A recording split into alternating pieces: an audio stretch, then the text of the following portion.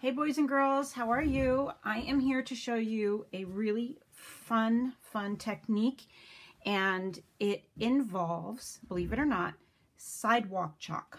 Now that's really hard to say 5 times fast, but you can give it a go. Anyway, all I did was go and get some Crayola sidewalk chalk. This one's bright and bold, and I think that works really super. And I'm just going to show you how that works.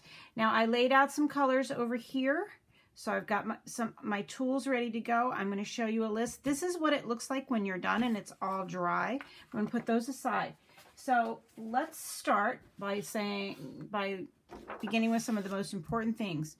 Protect your area. Okay. The next thing is our supply list.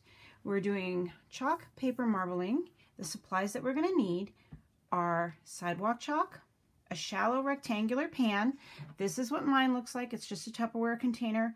It has about 1/2 inch of water in it, actually maybe a little less. White drawing paper, cardstock, or if you don't have any of those, what works really nice is a paper plate. This one is coated on one side but uncoated on the other side, and this is the side that you'll use. Any paper plate will work. And you're also going to need some newspaper, some paper towels, or an old towel. It needs to be absorbent because you're going to lay your finished piece on top of that to dry. And it's always good to have some paper towels around in case there's a spill, since we're working with water. You need a spoon or a popsicle stick. I'm actually using an old letter opener. And the other things that are optional is a blow dryer, Easter egg shaped patterns or tracers, because the end product of this is going to be like an Easter egg card. You can use it for whatever you want. You don't have to make a card. Colored construction paper is really good, and some crayons, markers, or colored pencils, since we're probably going to want to write a greeting in our card. Okay, protect your work area, and we are ready to begin. I have a plastic mat down. You can use whatever it takes, newspaper, plastic, paper towels. Protect your surface. Make sure you're working on a hard surface, not on a carpet. All right. Set up your drying area before you begin. Then the next thing you're going to want to do is put a little bit of water in your pan and bring it close.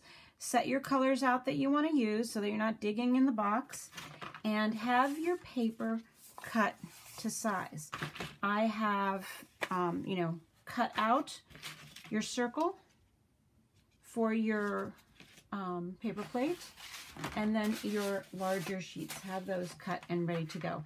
I'm going to show you all on little sheets today, so you can just see how many cool designs I can get. So the first thing I'm going to do is I'm going to select a color. Whatever color you put on first is the color that you're going to see the most of. So it's kind of like layering it. The neat thing about this is you're going to see how they just kind of float on top.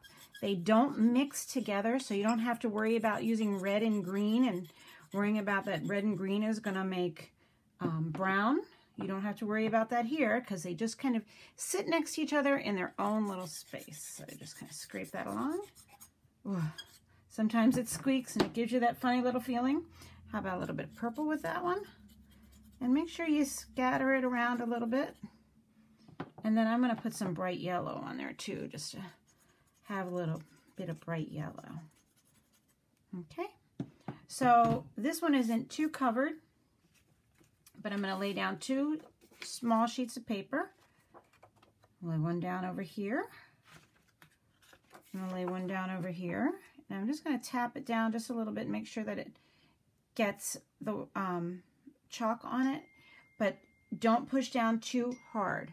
Okay, and you can see how pretty that one is. And I'm going to set that one aside to dry. And then I'm going to pull this one up. And I'm going to set that one aside to dry. Okay, now those 2 are really very subtle. Okay, now I'm going to use some bolder colors this time.